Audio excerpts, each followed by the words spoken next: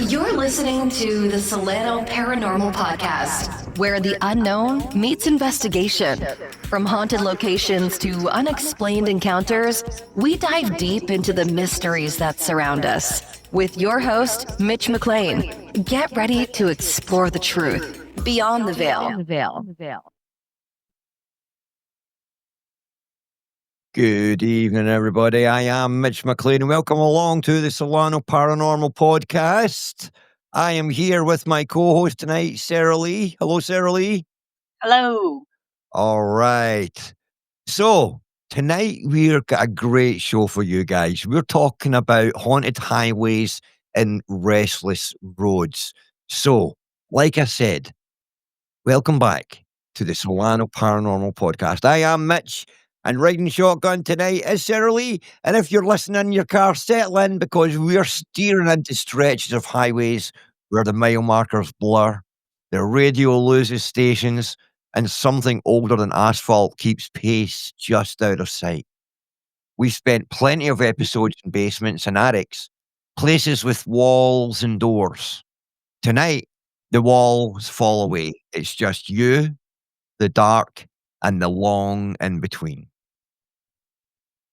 Highways are modern liminal spaces. A bridge is a moment of in between. A highway can be hours of it. Folklore warns us about thresholds, crossroads bargains, trolls under bridges, and spirits in doorways. Translate that into 20th and 21st centuries, and you get the interstate, a man-made river you enter and don't truly leave until you slip off at your exit. People underestimate how psychologically strange that is. Your sensors compressed into a cone of light. The rest becomes a suggestion. And the human cost is real. Roads end life suddenly. There's often no chance for goodbye, no narrative that ties a bow on the story. From an investigator standpoint, suddenness and unfinished business show up again and again in haunting reports. I don't believe the road itself is evil, but I do believe it remembers. Tonight we'll tackle patterns, the psychology that makes night driving so weird, and the reports that refuse to fit easy explanations. Phantom hitchhikers who never quite make it home, spectral vehicles that tailgate and vanish, guardians that wave you down before the blind curve, and we'll also talk about what to do if something taps on your window at 2 a.m. Hint, swerving is not step one. And if you're new here, we don't just collect spooky stories. We analyze them.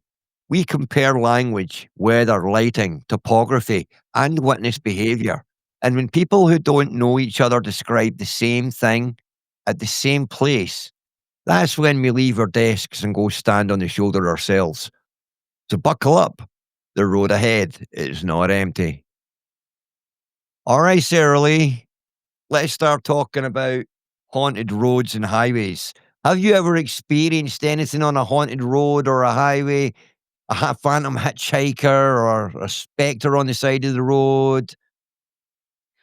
I've not specifically. I've had issues in like fog where it was, when you're talking patterns and psychology, did I see something in the fog or was I thinking I saw something in the fog?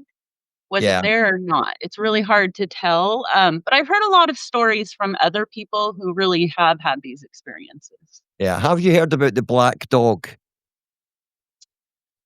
I believe so. Yeah. Tell me more about that one. I think So I've the heard. black dog is something that's reported by drivers at nighttime when they start getting tired.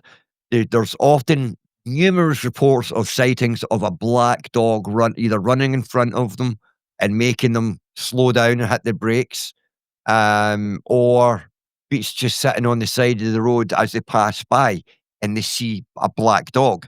Now, it's commonly associated with that effect you get when you start making patterns in your brain. I believe we're going to talk about that later in one of the other segments. But there's a pattern, like a psychological effect where when you get sleepy and stuff, and the nighttime causes that narrow tunnel vision, and your brain is looking to make patterns out of what it's seen in front of it, and it makes all these random patterns. And for some reason, a black dog is one of the things that a lot of drivers have reported seeing. Yeah, I now that you've talked about it, I haven't heard it specifically on the freeway or the road, but I know when I've watched some, like, YouTube videos and TikTok videos and things like that where people are out, in the dark venturing around. They're hunting or they're ending a hiking trip, a camping trip. When they're down, dirt roads and stuff like that, there'll be like a black dog in the woods kind of running alongside of their car, their truck, or if they're in one of those, like, the ATV type vehicles. I've Yeah. seen videos where, they've shown stuff like that. If it's real or not, they look real. Yeah. Yeah, no, absolutely. I mean, highways are a crazy place. There's a thing that I believe in called the stone tape theory, where stone or material similar to stone, maybe even asphalt, can absorb the energy of traumatic events and occurrences, and then they replay them when the atmospheric conditions are just right, and it almost acts like a record player. It replays a moment in time, and that's what we would call, not an intelligent haunting, um, but oh god, what's the word? I've just forgot the word. Residual? A residual energy. I think I've A heard of those, residual like, haunting. in heavy, like, limestone, Yeah, sandstone areas. limestone is extremely porous, and they believe that's one of the reasons limestone's such a good recorder of emotion. And so if you're near any limestone structures and stuff, there's a good chance that you're going to see some residual energy activity. Replayed, you just need the right atmospheric conditions and just be a little bit lucky to be in the right place at the right time. And you'll see maybe a replay of some residual event from the past, which is amazing um, to think of. Now, intelligent hauntings, I believe, are what's probably most commonly reported on freeways and highways and stuff when it comes to phantom hitchhikers, because many of these reports, the people actually interact with the person who stops to give them a ride. They tell them an address, they physically get in the car, open the door and get in the car, close the door, and then the person drives off and starts talking over their shoulder, and the next minute they look behind them, the person's gone. You Yeah, know? I've heard variations too where they ask to be dropped off at a very specific spot, Yep. and they watch them get out and walk into, like, a house or something, but leave something behind. So, like, the next day, they realize they left that thing, so they go to the house and try to, like, give it back, and the people either don't live there anymore, or it's the family, and they're like, "That was our daughter who died 6 years ago." Well, funny you mention that, because we've got a story later on in the show very similar to that, so buckle up for that one. All right, Alright. let's move on to segment 2. Now, we're going to talk about patterns and psychology of the road. All right, so let's build a foundation. First, tragedy maps. We overlay crash data, memorial locations, and witness reports. Now, clusters pop. A single sighting can be anything. Clusters hint at a story the landscape is telling. Mile 23 collects pale figure accounts. Mile 24 is quiet. That contrast matters more than a single dramatic tale.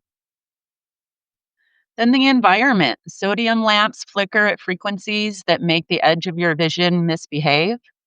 Infrasound from wind over culverts can raise your heart rate and give you the sense of being watched.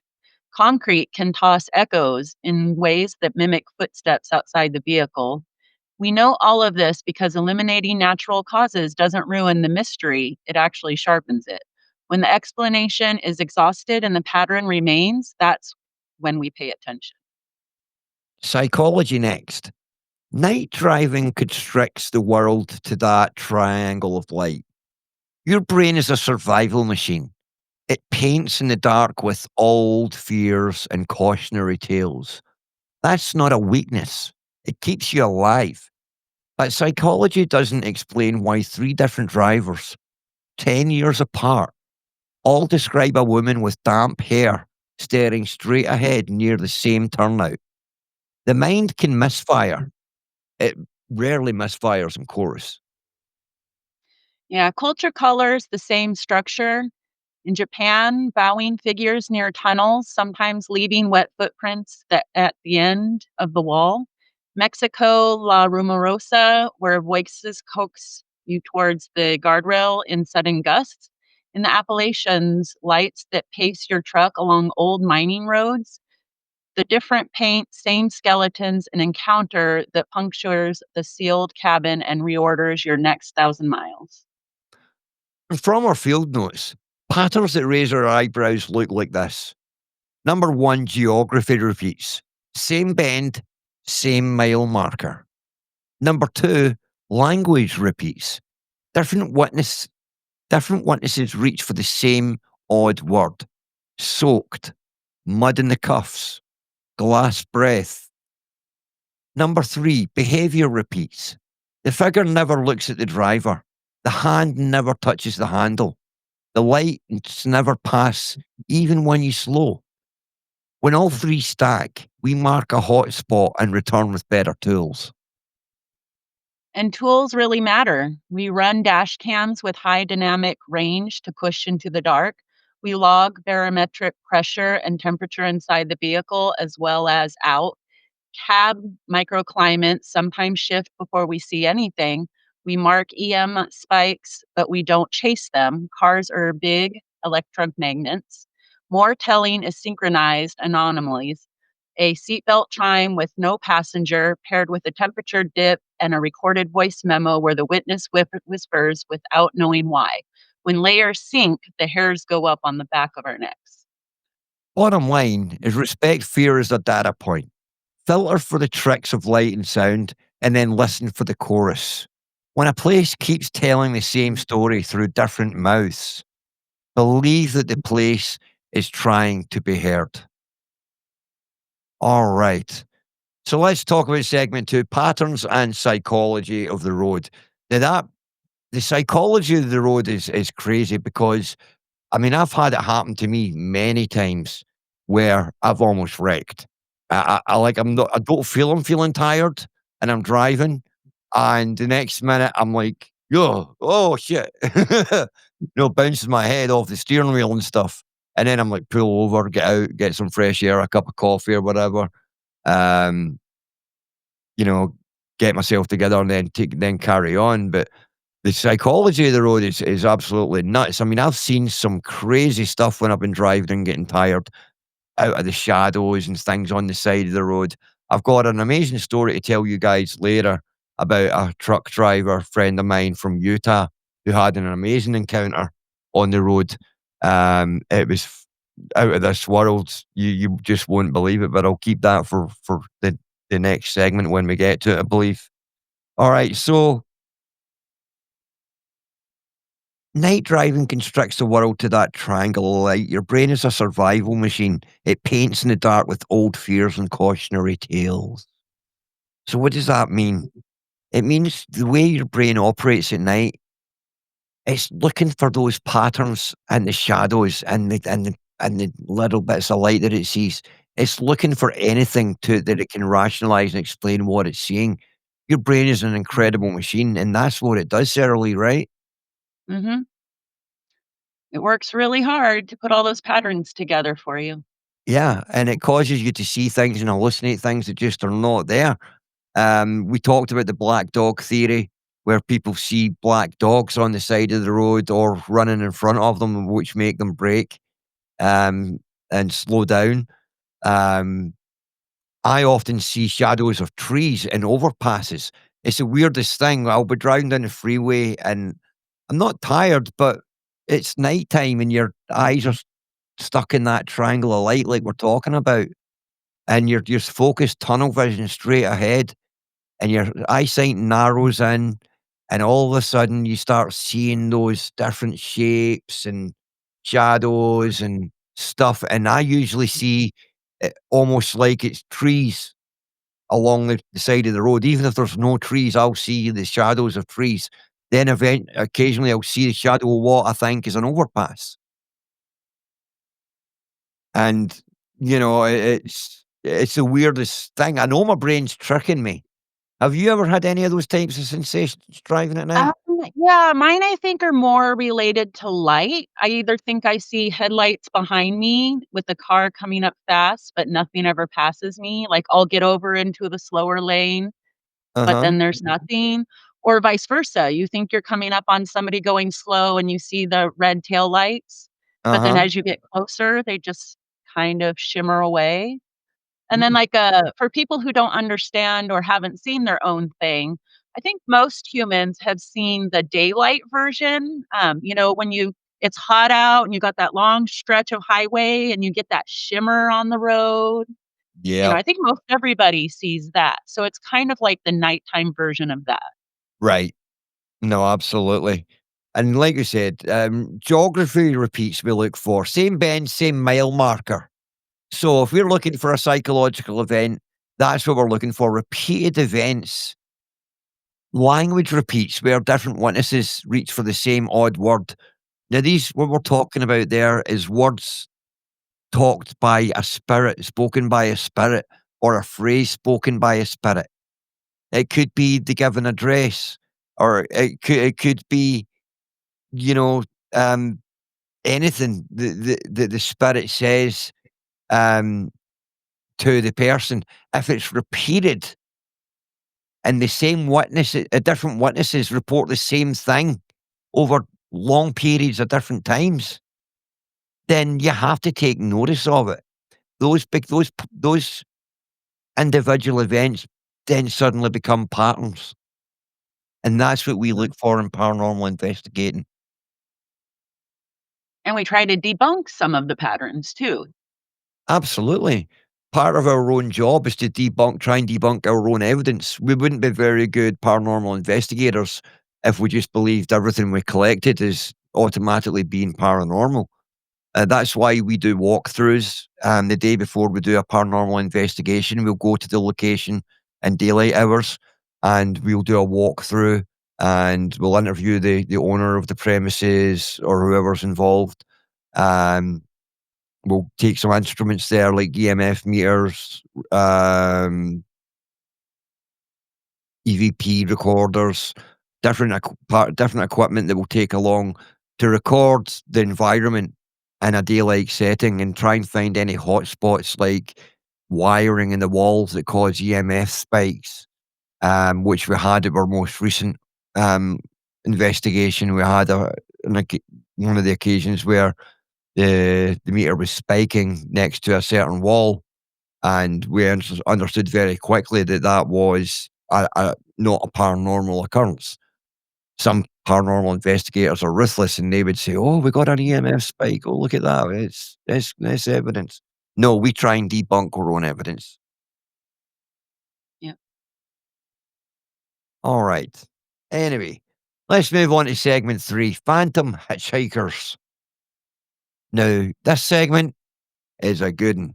Phantom Hitchhikers. I love this story. The Phantom Hitchhiker is the road's archetype. A stranger appears at the edge of need. A driver offers passage. The destination is never truly reached. The story is so old it outlives cars. Horseback versions exist in the 19th century papers. What changes is the upholstery. Resurrection Mary is the marquee name, but countless Marys haunt other postcodes. Sorry. Some speak it in weather, breathe like fog, voice like rain on glass. Some are silent, but for the address they press into your mind. A few leave wet footprints on the mat that ends 6 inches from the door. Those details reoccur across reports from people who don't trade Forklow for fun. Hawaii gives us another lens. Pele is a hitchhiker testing generosity.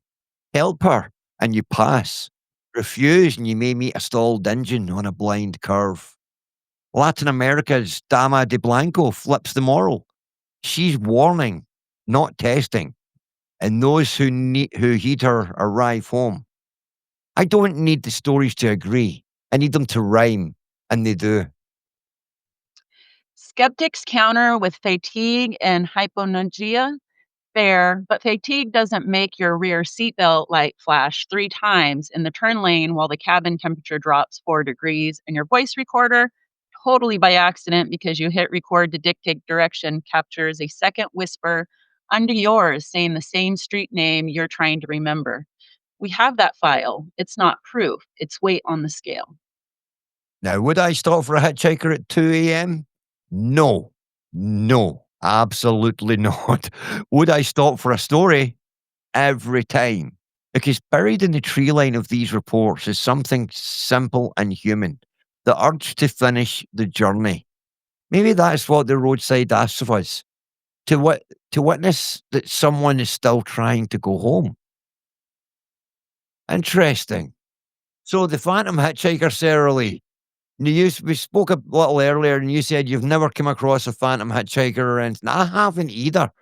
Um, it's one Heard of lots of those. stories. Yeah, I've heard loads of stories from different people over the years about picking people up and stuff. One of the most odd stories I heard was like an Uber driver who turned up to pick a passenger, and when he got there, the person was standing at the side, got in the car, said the address, and when the person took off, they started talking to them and they get no reply, and they turned around and the person had completely vanished. The person had initially got in the car. He'd seen the door open and close when the person got in. He wasn't necessarily looking over his shoulder watching. He was just watching the road ahead, waiting for the person to get in the car, and heard them getting in, said the address, and then when he turned around, there was no one there. So that those types of stories make, because where did the account come from? Where did they pick up originate?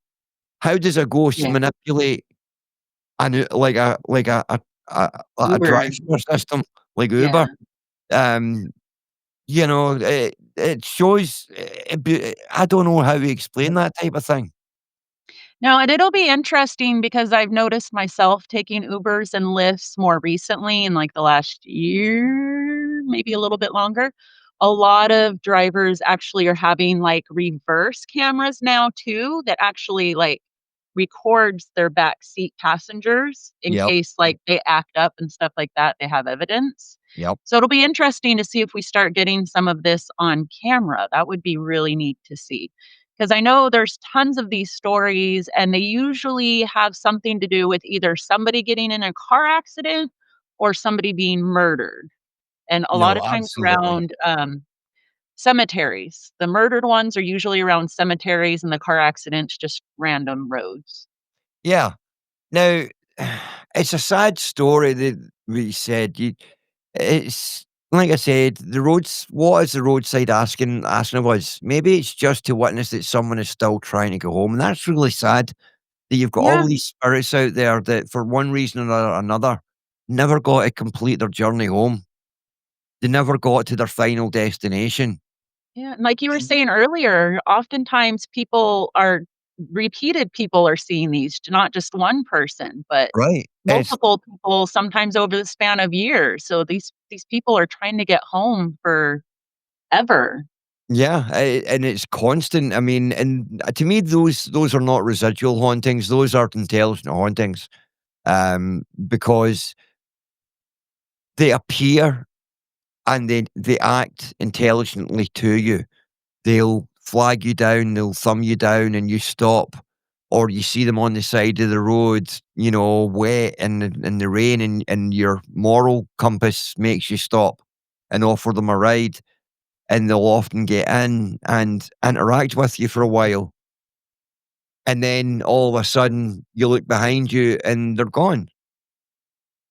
And Yeah. these stories are repetitive across not just our culture, but across No, every everywhere. culture. I mean, these types of phantom hitchhiker stories where people Even see if ghosts on the it's side of the road. cultures that don't use cars as often, they see, Yeah, like, they see them on subways and buses, or they see them, on the side of the roads when they're riding their bikes down the road. So it's not yep. just, societies with cars too. No, absolutely not. And like we said, we talked about Hawaii. in Japan, um, in Latin America. Um, the now Japan's an interesting place. Japan has so much. It's steeped in folklore about phantom hitchhikers and people on the side of the road, uh, looking like spirits and stuff. There's the big one that we spoke a little earlier about the spirits that stand at the entrances of tunnels, and Mhm. they bow to you as you enter the tunnel. And if you heed their advice and slow down and um, do the things right, you get home safe. And if you don't, bad things can happen. Now, you remember, I don't know if you were watching that part of the podcast that we did with the other paranormal group a couple of days ago. We had a lady from Japan on the podcast along with us, and she was Oh, telling yeah. us she was from Tokyo, and she was telling us how haunted Tokyo is, and that the locals are steeped in paranormal tradition. They say they can't leave their front door without witnessing the paranormal. It happened. She said it happens in broad daylight as well there, Yeah. and it just got to ask the question: why does it happen so much in a different culture? Is it that because that culture is just more spiritually aware I of the think so, yeah. paranormal? Yeah, you think Yeah. so? I think so, yeah. Because I mean, I know in our culture specifically, as children, we have imaginary friends and we're told to knock it off, stop imagining, stop being creative. Yeah, And so I believe that kids are born with the instinct to be able to see spirits, but because of the way our society, at least here in America, is, we're raised to not see the stuff. If you can see the stuff, it's bad. absolutely. So we're taught not to, and some people cannot not learn how to do it. So that's where we get the mediums and the sensitives and psychics and stuff like that. And then other people maybe in their future, if they decide they want to become sensitive, they can try to relearn it and reopen themselves. But it's not Yeah, easy, and it's not easy for a lot of people. So I think just here in America, we don't like to think as much about ghosts and spirits, and especially little kids seeing that kind of stuff. yeah. But yeah, over there, I think they really do have a different. I don't know if the term is appreciation for spirits, but they Right. definitely do have a different feeling for them than we do here. No, absolutely right. And I'm one of those people who, I like you said, there's various reasons people see things or don't see things. And I've seen a lot as a child, Sarah Lee. I mean, I had a lot of experiences as a child. I used to go to bed and I'd be lying in my bed and I would start hearing whispering. It would be two adult males whispering. And it'd be like you could hear them talking, but you just couldn't quite make out what they were saying. And then you would feel one of them sit down on the bed, and I would actually feel the compression of the mattress as if someone was actually sitting down on the bed. And then I would hear them whispering louder and louder. And I would get so afraid that I would close my eyes. I would have my pillow over my head. And I think most of the time I passed out in genuine fear rather than fall asleep. I think I was passing out in genuine fear. I had those nightly for years and I couldn't tell anybody. I couldn't talk about it with my mom. So what did I do? I shut it out. Didn't Mhm. happen overnight, but I would pretend like it was not there when it was happening. I'd say to it, "You're not here. You're not real. You're not real. You're not real. You're not real." And I'd repeat it And and I repeat it, believe repeat it. highly in intentions and energy, and so, yeah, if you're saying over and over and over, your intention is that it's not real, you shut yourself down, it's not real, Yeah. you can't. And that's what happened. I eventually shut myself down to it, down to that side of the paranormal anyway. What I Mhm. continued to get was sleep paralysis. And I would get That's hundreds harder. out of sleep paralysis. Sleep paralysis is a horrendous event. Have you ever had it? No, I think what I had was more night terrors because mine was more, I was still seeing the stuff, like, while I was still asleep and then, like, coming out of the sleep screaming and unable to move for a few seconds, so I didn't have the feeling of, like, something sitting on me afterwards, like sleep Right. alert. You know what I'm saying? Yeah. No, absolutely. I mean, my sleep paralysis events, they ranged wildly. Sometimes I would have something jumping on me on my chest. A little troll demon almost like jumping on my chest. I spoke about that in one of our previous podcasts. How I had an event that I wasn't extremely proud of, and I feel I was punished that night and sent a demon.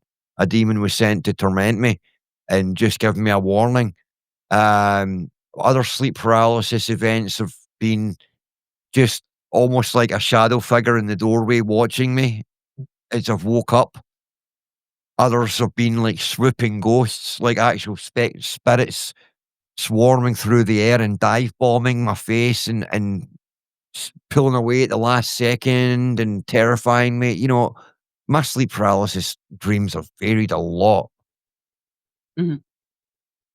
Yeah, mine as night terrors, they usually consisted of, like, something I was doing that day or, like, going to bed or where I was at, um and then the monster would come and, like, scream in my face various ways, and then that's what would wake me up, and I would think I was waking up screaming, and Yeah, that's where I was paralyzed, was I really thought I was screaming, but people around me would be like, "No, you were not screaming." Um, and then a few seconds or a minute or whatever, then I could start moving again. yeah, My most memorable one was we were, camping actually up here at Lake Solano, if you've ever been there. yes, And we were kind of up on the hill. It's a campground that's kind of like the spots are on, like, hills, yep, and so we were on one of the upper hills, and so to me, that felt like, we were projected over the rest of the campground down below us, and I was sleeping in the tent, and in my dream, like, I had gone through a good day with my family at the campground, we played in the river, and then I was laying there sleeping, and then the creature opened the zipper and stuck its head into the tent, and then that's where I started screaming and then woke up thinking I was screaming, right. and when I asked my family the next day, like, they're like 'cause I was, like, terrified, like, "Did I just wake up the whole campground, like, screaming? Yeah, Or is somebody gonna call the cops?" So I, like, woke up my ex at the time, and I'm like, "Hey, that didn't wake you up?" And he's like, "No, I didn't hear anything." And my kids didn't wake up. When I talked to him the next morning, nobody heard anything. So it was like I was paralyzed in that scream as I was yeah, waking up.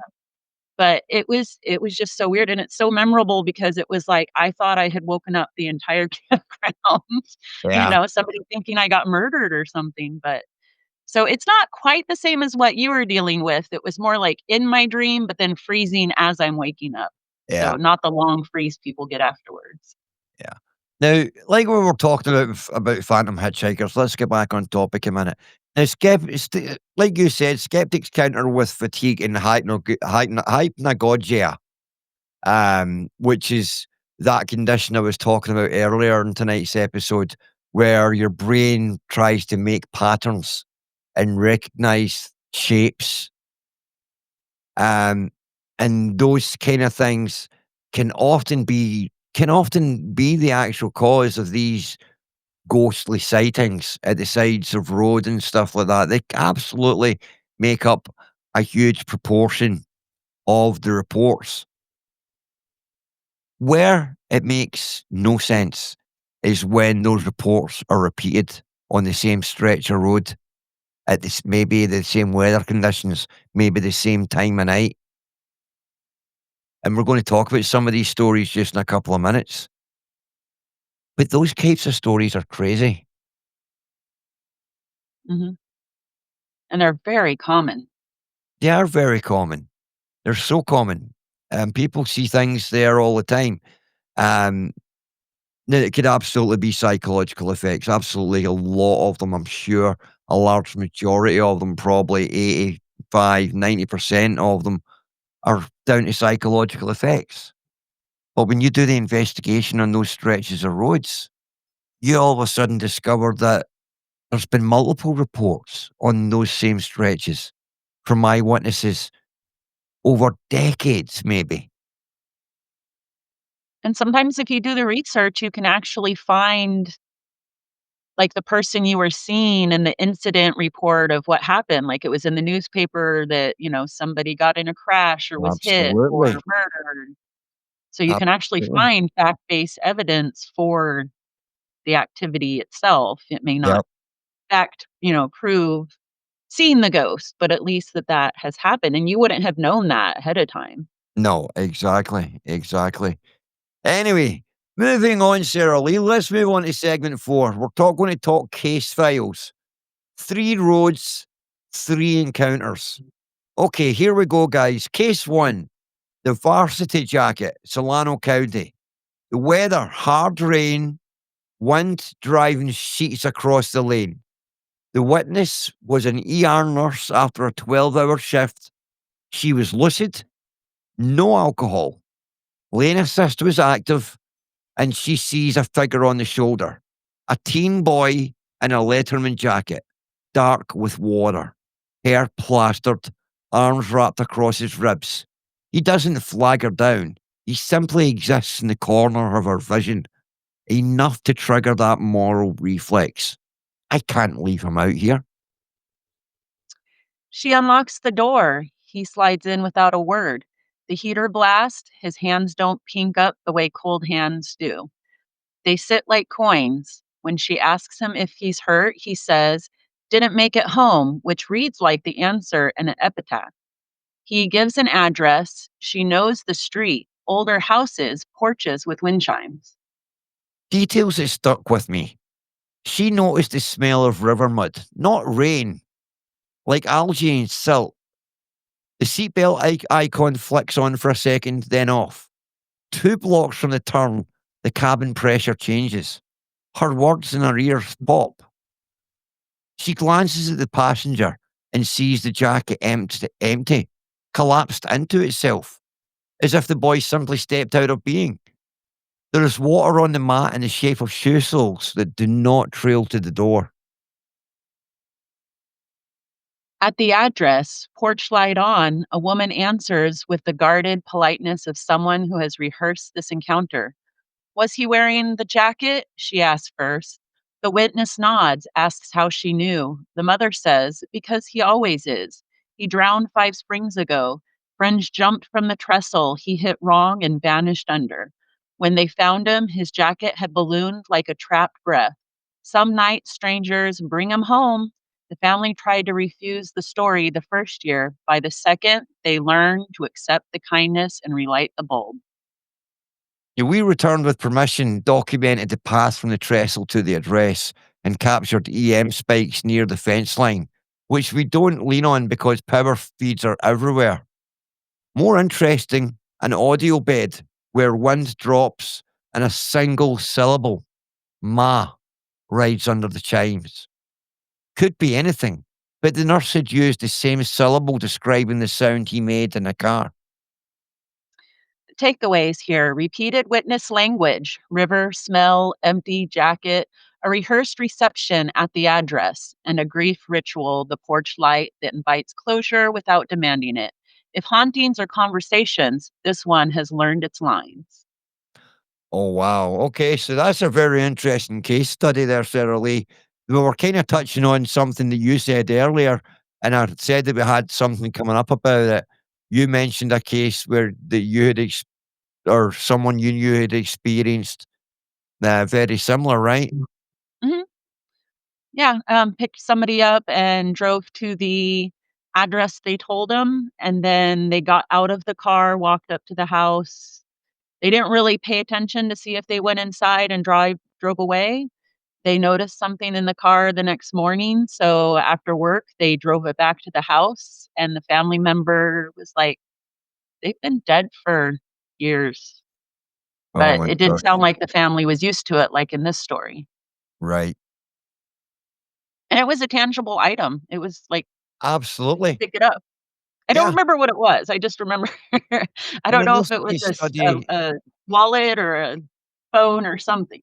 yeah, and in this case study, it is exactly the same scenario. The Letterman jacket was always left behind, which makes you wonder how many Letterman jackets, not trying to be funny about it, How many Letterman jackets has the mother collected over the years from Or people? did the ghost keep stealing it back from the family? Or does it keep disappearing from the family again and going back? I mean, these are the questions that you've got to ask. I mean, because Is the jacket on loop? Is it residual? right? I mean, it makes no sense. Does it only seem physical for a short time, and then it goes back to the other realm, or back to the spirit? I don't know where the loop starts repeating again. I don't know, but it makes the question like, gosh, how many Letterman jackets does a mother have to collect? Yeah. Well, and it reminds me of a question in our forum on the website where somebody had asked, like, why are ghosts in the clothes they're in?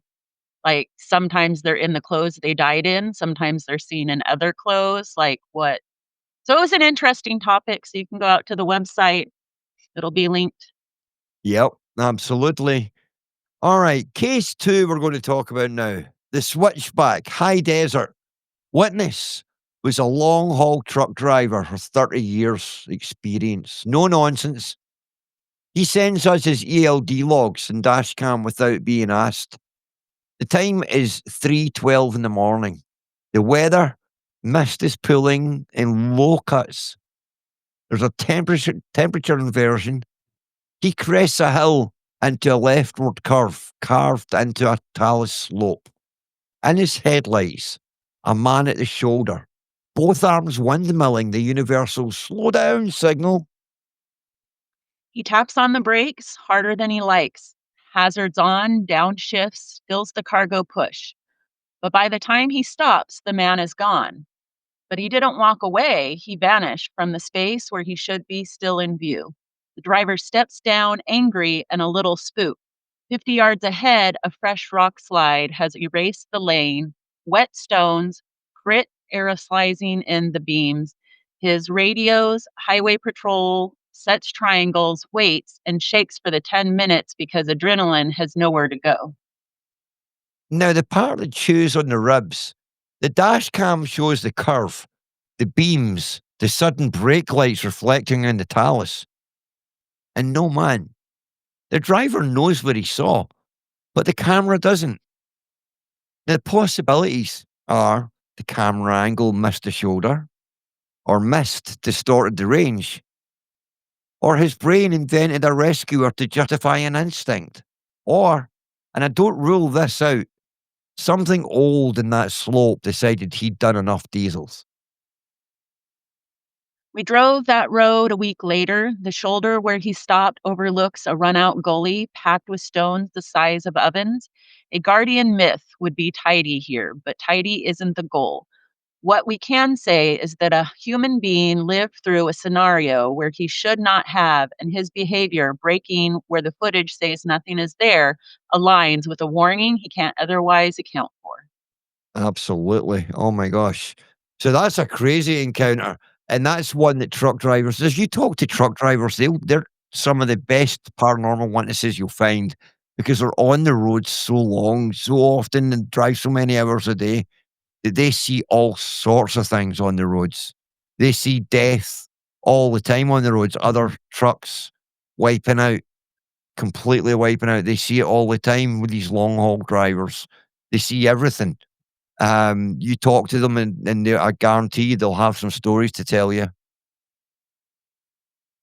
Yep, they've got a lot of tells. No, for sure.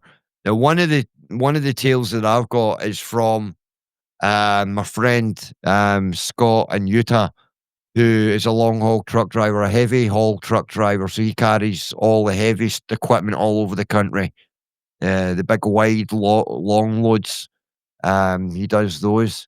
And he had an experience, and I found it fascinating. He can't explain it to this day, and he lives in he wants an explanation for it. He just doesn't know what. He was driving late at night, early hours in the morning, and he was starting to get tired, and his eyes were getting heavy, and all the things were happening. He'd wound down his window to let some fresh air in. That wasn't helping anymore. So he's like, I've got to find somewhere to get off the road and park for the night. Now, like a mirage, all of a sudden, this truck stop appears. ahead of him. And he's like, oh my God, a truck stop. Fantastic. I'll pull off here, get some sleep, and I'll be great. So he pulls off the road, pulls into what he believes is a truck stop. Now, he's adamant. Keep this in mind. He's adamant that he pulls into a truck stop. He tells me the brand of the truck stop. I'm not going to name it on my podcast and give it publicity, because then I'd need to name them all. But it was a truck stop on freeways all over the country, and he's seen it all lit up. So he pulls off into the truck stop, he says, goes into the back of the truck stop, pulls into the truck parking area, finds a spot, climbs out of his cab, into the back of the cab, into where his bed area is, and just climbs into bed and passes out until the morning. Here's where it gets creepy. He wakens up in the morning, climbs out his bed, climbs in his cab expecting to see all these trucks around him and this big truck stop that he had drove into the night before. Where he actually was a pitch black. Now, it wasn't pitch black now because it was the morning, but it would have been pitch black the night before because there was no lights around the area in the parking lot. It was completely unlit. So it would have been a pitch black parking lot of an old church he drove into. Now, the questions beggar. Number one, how did he see a pitch black parking lot in church? How did he see those things? On from the side of the road as he's driving by, if they're pitch black, if there's no lights, how would he know to get off? So it was like some guardian angel had given him some mental image of a truck stop. Yeah, help guide him. Somewhere that he would feel safe coming off the road and going to. Because he'd said himself, if I'd have known there was an old abandoned church down there with a big parking lot, I went down there. He said, because I wouldn't have felt safe. He said, so I went down there. He said, so the fact that I seen a truck stop, it's like something overrid his senses and told him, this is your only safe haven. This is where you need to go. So yeah, it's a crazy one. It's a kind of crazy one. Can you imagine pulling off, like seeing this big lit up travel stop, truck stop on the side of the freeway, and you're driving in and you park up, and then you're waking up in the morning and you're another place completely. Yeah, well, and that he was so tired that he went straight to sleep and didn't get out to use the bathroom or go grab a snack. Nope, That's nope. what most of us do at those places when we pull over. Yep. No, he was so So tired that he was just looking for a place to get off the freeway so that he could pass out for the night. And that's exactly what he done. And then he wakens up in the morning and there's nothing around him. He's in this empty parking lot of an abandoned church. Mhm. And how he would have known in the pitch black to get off the freeway, to drive down to where this pitch black church was, how to get into the church parking lot for one, in a big oversized truck. And then, how to know that it would be big enough for him to fit, for one, and be able to get Yeah, back I out mean, again. those trucks are huge. You Those can't just things, pull into yeah. any parking lot. No, exactly. So that was a big case for me, and I'd love to investigate that more with him, but he just has no explanation for it at all. Yeah. None, none. Anyway, case 3, Bluebell Hill, Kent, in the UK. The Bride Who Runs. Old legend, modern crashes, police logs stack like hymnals. Some night drivers swerve to miss a woman and hit the only tree on a straight run. Other nights, no form appears, only a cheated heartbeat and a brake tap that spreads car to car like a yawn. We comb the reports for the non-cinematic details. People mention a sensation of silk across the knuckles on the wheel, as if the veil had brushed through the car. Others describe the world going thinned to their word, just before the figure bolts from the verge. That thinness, call it arousal, call it PSI sensitivity, precedes the sighting often enough that we started logging it as a field on our forms. The critics will say expectation drives the encounter. You've read about the bride, so you see her. Fair, but expectation does not move traffic waves. The tap of the brakes phenomenon occurs on nights when no driver reports the figure at all. Something is modulating behavior across strangers who cannot see one another's feet. That deserves more curiosity than a smirk. Between these three roads, we see three functions of a roadside apparitions: the unfinished journey trying to return, the guardian who interrupts a fatal timeline, and the residual loop that bends behavior with or without an image. I don't need a single theory to stitch them together. I need field craft that respects all three. All right. Now, Route 66, ghost lights. Dozens of old stretches host strange orbs. Headlights that appear in the distance, approach, then vanish without passing. Families park to watch.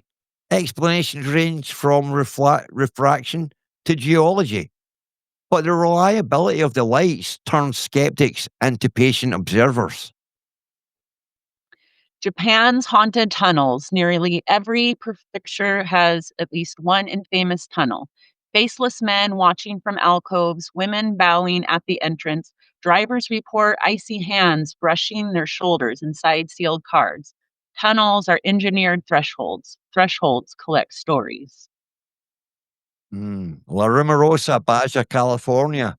A stretch notorious for accidents and for whispers in the wind that draw you towards the guardrail. Spectral hitchhikers, phantom vehicles, and a cliffside that hums its grief.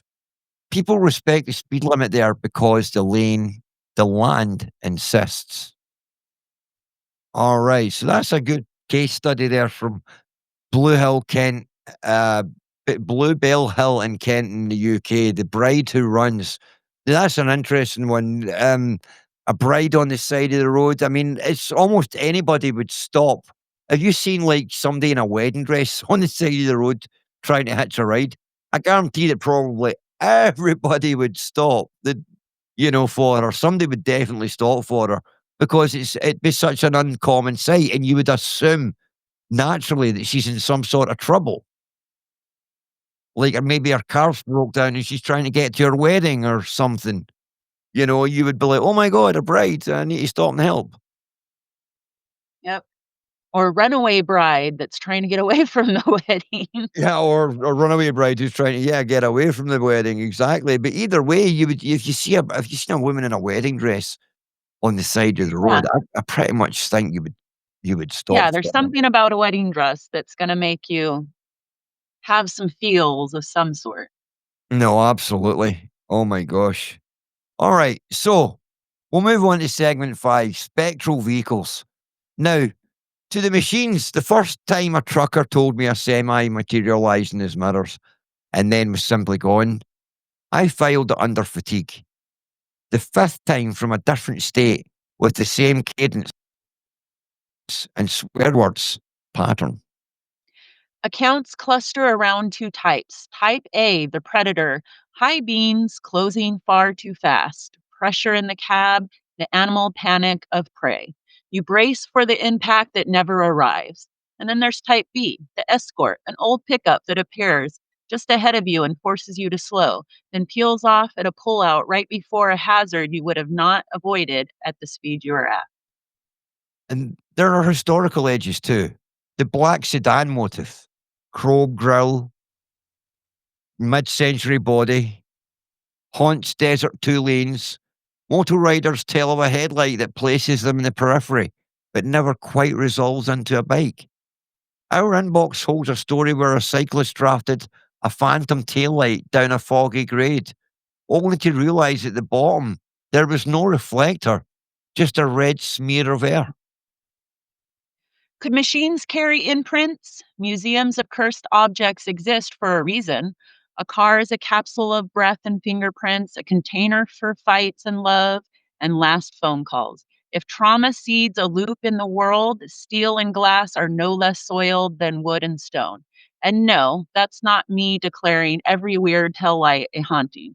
It's me saying I take seriously the evidence that some drivers share a road with the stories that have learned how to steer.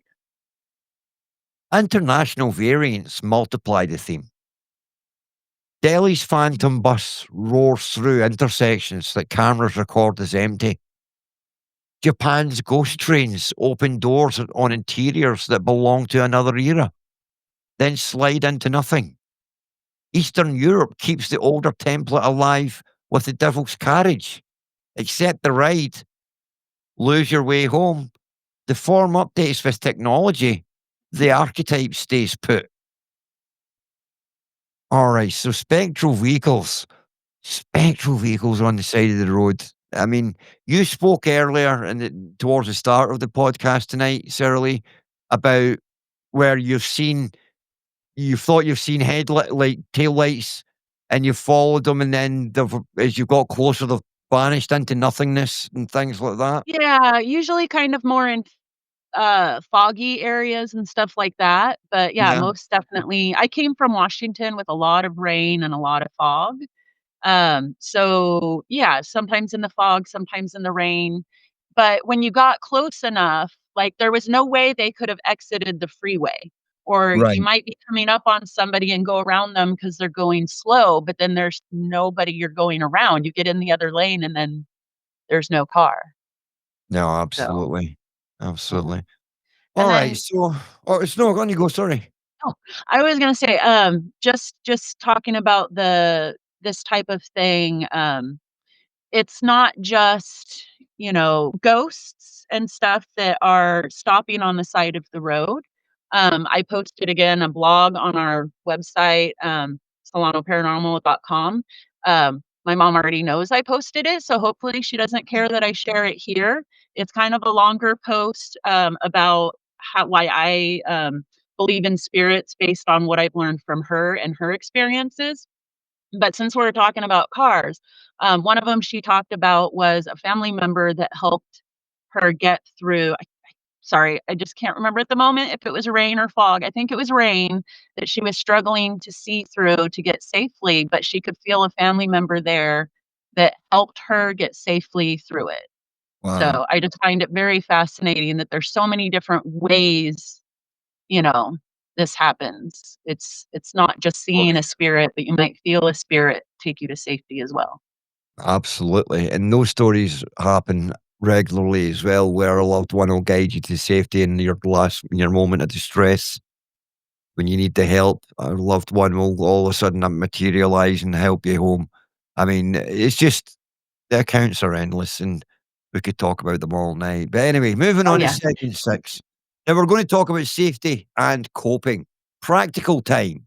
If the uncanny hits mid-drive, your job isn't to solve a mystery, it's to survive. Breathe. 4 in, 4 hold, 6 out. It unclenches your hands. Ease off. Don't jab the brakes. If you need to stop, pick a turnout with side lights. Sidelines. Hazards on. If you're shaking, call a friend on speaker. Witnesses calm the animal brain. When you're safe, document it, voice memo first, unfiltered, messy, time, mile marker, weather, and what you felt before what you saw. Feelings, timestamps, events. Dot anything technical, dash cam, make and model, audio rolling or not, any alerts from your car systems. Those boring details make the difference later between a shrug and a data point. And if you report it to us or any team, we'll ask non-leading questions. Not, did you see a woman in white? But describe the figure, if any. Not, was it cold? But what changed in your body? We're not after a good ghost story. We're after an honest one. Honest stories pile into patterns. Patterns point the truck towards the next stakeout. Sorry. Uh, be, be kind to yourself. Fear means your system works, whether the cause was psychology, physics, or the paranormal. Your body did the right thing by alerting you. Treat the aftershocks like you would after a near miss on the freeway. Hydrate, decompress, talk it out. And if you light a porch bowl for someone who never made it home, that's field work too. All right. All right, Sarah Lee, let's wrap it up and go on to segment 7. All right, can I just say one more thing? I know we're trying to finish Go, up. go for it. Another video, can we look up and talk about third man? It's a thing that happens when people are in like car accidents, traumatic events. A lot of them are car accidents, though, where they see somebody, they think they're an EMT or a stranger that stopped on the side of the road to help them. Occasionally, rarely, it can even be a family member that's alive or passed, but they help them stay alive through the whole traumatic event. And then when they, like, are rushed to the hospital and they're aware and they're like, "Oh, well, what about that one person who stopped and helped me until the police got there?" Nobody Right. saw them. It was they call it, like, third man something, and it's Oh, an wow. Yeah, I experience know a what you're lot of talking about it, but yeah, I didn't yeah. know that's what it was called. So, but yeah, let's go. Let's finish out here. All right. On you go, Sarah Lee. It's all yours. Oh, yes, I'm reading backwards. Usually on you first. We stood at the 3 roads tonight and listened. A boy in a jacket who keeps his promise to return, a figure who refuses to let a driver die alone, and a bride who breaks hearts and bumpers in equal measure. We heard about machines that learn to haunt and highways that nudge behavior like a hand on the wheel. If the road teaches anything, it's that travel doesn't end on our arrival. Some journeys replay until someone witnesses them with care. If that someone is you, late, tired, spooked, remember the playbook, then tell the tale. Not to scare, but to map. Maps help the living and sometimes the lost. Next week, we step off the shoulder and into the pawn shop, charged and cursed objects. The ring that hums in the drawer, the painting that won't stay where you left it, the thrift store teddy that smells like cologne at 3 a.m. If your house has an item that behaves like a roommate, send us the story. All right, guys. For now, eyes up, hands steady. And if the passenger seat sighs when you hit the country line, tell them we're still on the air. Maybe that's all they needed to hear tonight. All right, folks. From Sarah Lee and myself, Mitch, we are out of here. Good night, everybody. Good night.